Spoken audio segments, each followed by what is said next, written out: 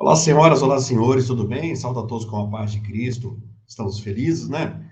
O quarto avião chega no Brasil com nossos irmãos brasileiros. Graças a Deus, estamos felizes por isso. Triste que muitos ficaram lá. Pessoas que não têm para onde ir. Ora um fala para eles sair de casa, ora outro fala para eles ficarem. Imagina a situação.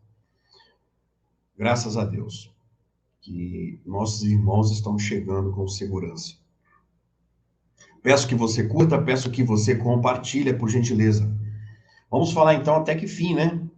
O ministro fala abertamente sobre a eleição no Brasil e as pessoas sempre falam, né, das eleições de Lula, STF. Então, o Gilmar Mendes, ele abre o jogo e acaba de falar, foi há pouco.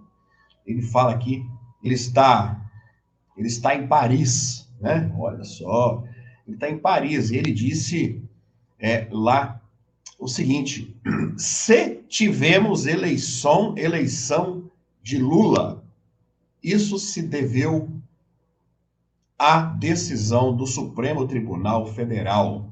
Em Paris, o magistrado afirmou que a política deixou de ser criminalizada, graças a eles, ao Supremo Tribunal Federal. Você concorda com isso? O ministro Gilmar Mendes disse neste sábado, durante evento com empresários em Paris, que a política deixou de ser criminalizada devido ao trabalho executado por eles aqui no Brasil. Eu abro aspas. Se a política voltou a ter autonomia, isso se deve ao Supremo Tribunal Federal. Se hoje temos a eleição do presidente Lula, isso se deveu a uma decisão do Supremo Tribunal Federal, afirmou ele.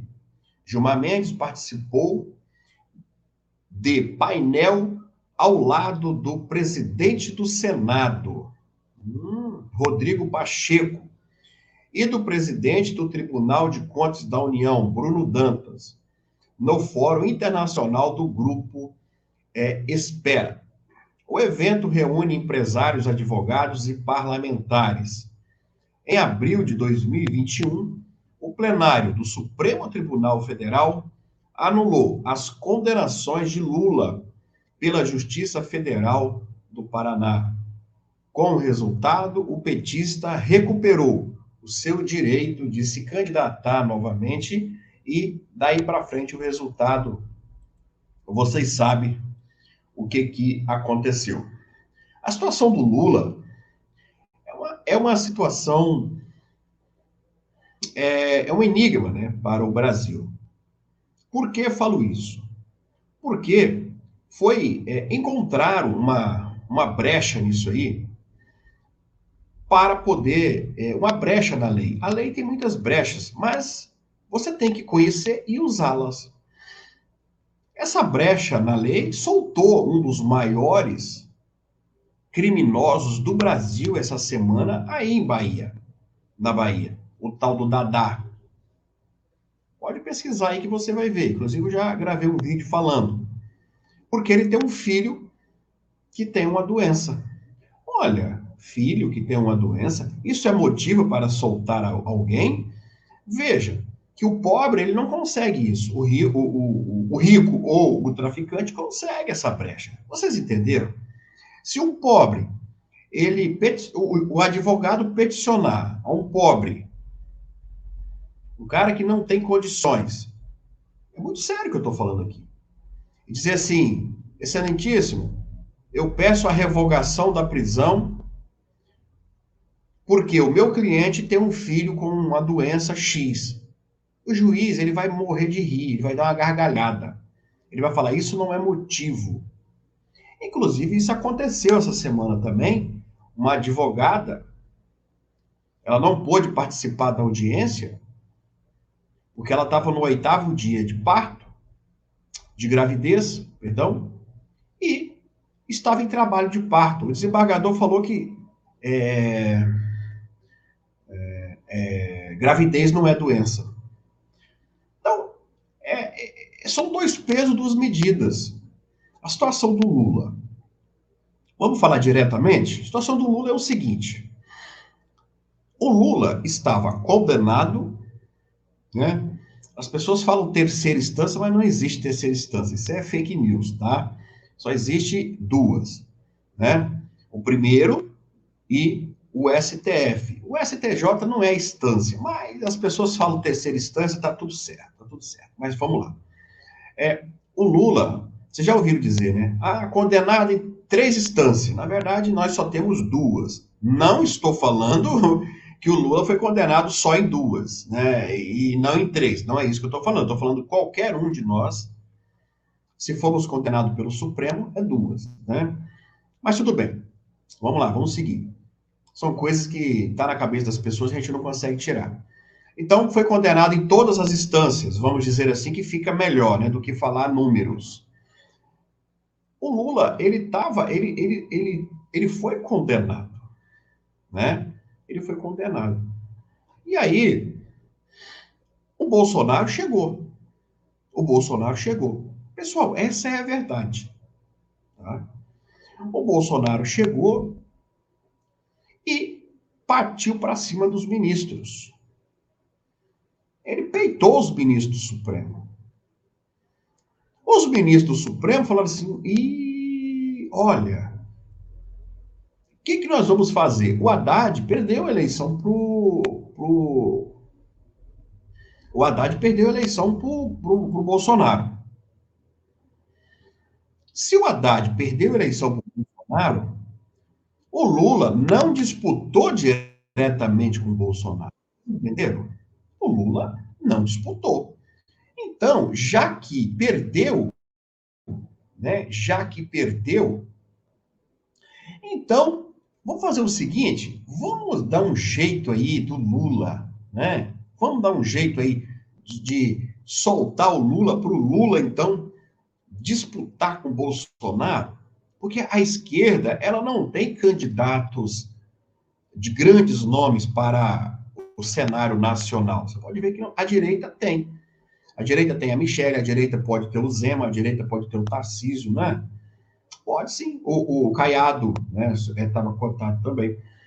E aí o Supremo falou assim: tá, mas como que nós vamos soltar o Lula e deixar ele elegível de novo? Aí aparece aquele menino, né? O Delgatti, aquele hacker. Hack criminoso. Existe hack do bem e hack do mal. Lembra da Mulheres de Areia? A Ruth, quando a novela prestava, né? Ruth e Raquel. A Ruth era boa, a Raquel era ruim, né?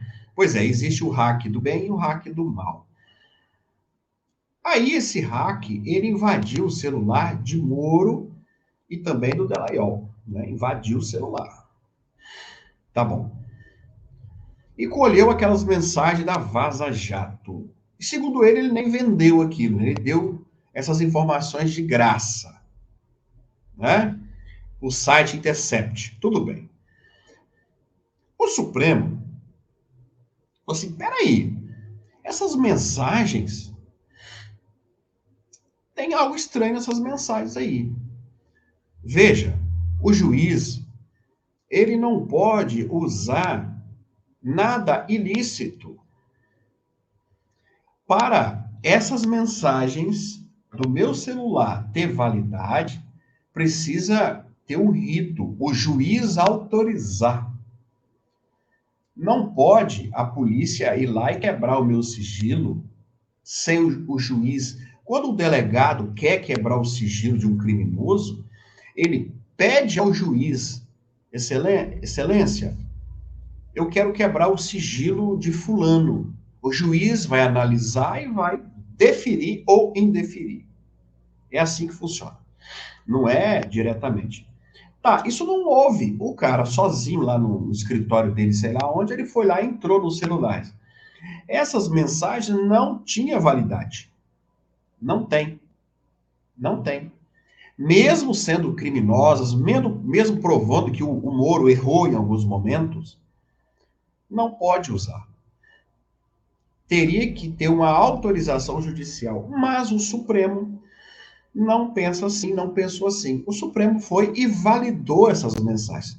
Pegou essas mensagens e colocou dentro do processo. Foi aí que usaram algo ilícito, que ela se tornou lícita, e aí absolveram o Lula, né? Derrubaram tudo o que tinha de processo e ainda liberaram ele para vir candidato. Daí para frente você sabe da história, né? O Sérgio Moro, a gente não pode pegar uma pessoa e dizer também aquela pessoa não presta e etc e tal. Não, não é isso. Tá? É igual o funcionário, né? O funcionário trabalha o ano inteiro. Se ele falta um dia, ele já é ruim, né? É sempre assim. O Moro trabalhou, fez um trabalho magnífico na Lava Jato. Magnífico. Dezenas de milhões de reais devolvidos. Foi a maior da história do país. Isso aí é inegável. Tanto que ele hoje é senador. Mas, do meio do caminho para frente, o Moro deixou a desejar e muito. Ele não agiu como um juiz sério. Eu estou falando do meio do caminho para frente. Ele não agiu.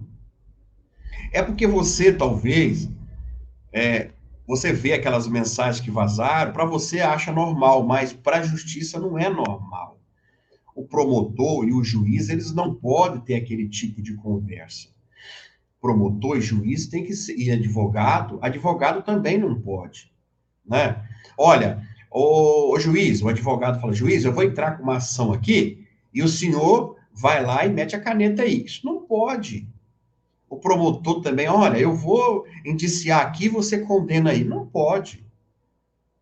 Então, o Sérgio Moro, ele fez a história dele, mas com os erros dele, ele ajudou a soltar o Lula também. Essa é a verdade da história do Brasil, é essa. Veja, se não tivesse aquelas mensagens, vamos aqui imaginar, se o hacker tivesse invadido o celular do Moro e não tivesse encontrado nada, um juiz exemplar, o STF iria arrumar uma outra situação, mas encontrou ali erro, sim, do Sérgio Moro, mas o Dellaiol. Então isso ajudou a soltá-los. Vocês estão me entendendo que a situação do Brasil foi essa? A mesma situação que o Moro, ele ajudou a condenar, o erro dele, ele ajudou a descondenar. E aí o STF usou aquilo, já é o Supremo, ninguém pode falar mais nada. O Supremo foi lá e falou, então nós vamos soltar o Lula. Né? Foi o Fachin, né, salvo engano, que deu a canetada. E pronto. Então, o Moro tem a sua parte na história, mas deixou a desejar muito, né, o Moro, ali no trabalho dele como juiz. E a história do Brasil é essa, a soltura do Lula, a, a liberação para ele vir candidato. Eu te falei exatamente como aconteceu. Foi usado algo ilegal, tornou legal. Um juiz que era um exemplo para o Brasil. Ah, descobriram também mensagens que o Moro trocava mensagens com duas jornalistas da Globo. Olha, amanhã vai ter aquela operação, uma operação. Ah, aí a Globo soltava a matéria primeiro do que tudo. Como que a Globo sabia disso tudo? Claro, ele mesmo falava, ele queria ganhar mídia, ele queria ser presidente da República, né? Salvo engano, a Miriam Leitão, né? A Miriam Leitão mesmo, ela sim tem mensagens que o Moro trocou com ela. Ó, Miriam, amanhã vai ter, hein? Aí a Globo chegava exclusivo, Lava Jato e não sei o quê. Mas, gente, como que a Globo sabe disso tudo? E ele, com a maior parceria com a Globo. E hoje a Globo desce o pau nele e ele desce o pau na Globo. Acabou o casamento, acabou o namoro. Para você ver como que é a história, né? A história do Sérgio Moro. Na verdade, E ele vai ser cassado, você pode ter certeza disso. O Lula odeia ele, o processo de cassação dele já está a caminho, e muito em breve você vai ver que ele não fica no cargo, e possivelmente ele vai ficar inelegível agora. Como que é a história, né? E se você pegar a audiência do Lula, mais o Zanin, mais o Moro, o Lula falou isso para ele. Eu não sei se vocês assistiram. O Moro falou para ele, o Lula falou para ele, esse canal de TV que você vazava conversa, isso não gosta de ninguém, não. Eu vou soltar uma hora ao vivo para você a fala do Lula. Ele falou: esse canal de TV, ô Moro, isso não gosta de ninguém, não. Amanhã eles vão te atacar igual atacaram a mim. E outra coisa, a história vai te condenar, o Lula falou com ele. A história. E aí, como que um cara ali preso, né? Preso na frente de um juiz, ele desafiar o juiz dessa forma, né? Parecia que ele já sabia a história que nós estamos vivendo hoje no presente. Só tem duas maneiras. Ou ele tem bola de cristal, ou estava programado, né? E aí aquele advogado que o Moro tirou sarro da cara dele, que eu vi, do Zanin, que o Moro falou assim, advogado, né, grande coisa, né? O Moro falou isso. Tá ali, tá aí, você pode ver que tá aí gravado. Hoje aquele advogado que ele zombou é ministro do Supremo. E o Moro pode ser que amanhã esteja sem cargo e inelegível. Você vê como que é a história, né? A história, ela é estranha, né? E o resultado está aí, né? São coisas que a gente fica pensando, né? E deixa realmente uma dúvida, um nó na cabeça da gente. Mas o que o Lula falou naquele dia, como preso, está se cumprindo. A única coisa que o Lula não falou, porque o Lula não sabia, era ele vir candidato, o Moro, e ser senador, né? Mas o que ele falou que a Globo ficaria contra ele, falou. A história ia condenar ele já começou. Zanin pode julgar o Moro para frente? Pode, sim, sem problema. É suspeito. Não, de maneira nenhuma. Pode julgar, sim, o Moro. E quem que vai falar que não? Né? Quem que vai falar que não? Então, são coisas estranhas que acontecem no Brasil. Eu estou muito feliz, muito pleno em explicar para você a história do Brasil, né? Do Lula, dessa fala do Gilmar Mendes até aqui, porque é toda a verdade, tudo o que aconteceu, a absolvição de Lula, o Moro, o Dellaiol, são pessoas, né? São parte desse sistema que teve altos e baixos e que realmente dá um nó mesmo na cabeça da gente. Estou muito feliz em trazer para você exatamente o que aconteceu e ainda poderá acontecer. Pode ter certeza, o plano do Lula ainda não acabou. O plano do Lula realmente é deixar o Sérgio Moro na sarjeta. Essa que é a verdade. Forte abraço, curta, compartilha. Muito obrigado.